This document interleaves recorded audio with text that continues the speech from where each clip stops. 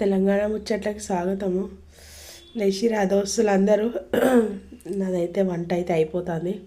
వాకిలి గడిగి ముగ్గేసిన. టైం 5:30 అవుతుంది.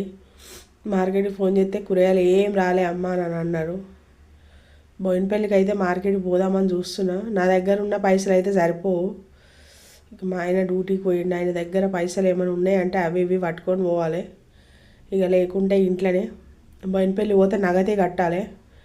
ఈ కుషాయిగూడలో అయితేనేమో ఉద్దర రాస్తారు. కుషాయిగూడలో అయితే ఉద్దర రాస్తారు కానీ బోయినపల్లిలో ఉద్దర రాయరు.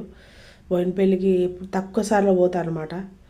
కుషాయిగూడలో అయితే ఉద్దర రాస్తారు కానీ బోయినపల్లిలో ఉద్దర రాయరు. నా దగ్గర ఉన్న పైసలు సరిపోవు, నగది కట్టాలి. వంట అయితే అయిపోయింది, బాక్సులు పెట్టేసిన. ఏం చేస్తారు దోస్తులు, మీరు అందరు లెసిరా లేవలేదా, చాయ్ తాగిరా?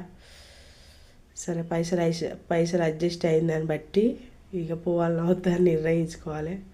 సరే దోస్తులు, ఉంటా మరి. బాయ్. వీడియో నచ్చితే వీడియోకి ఒక లైక్ చేయండి, ఛానల్ సబ్స్క్రైబ్ చేసుకోండి దోస్తులు.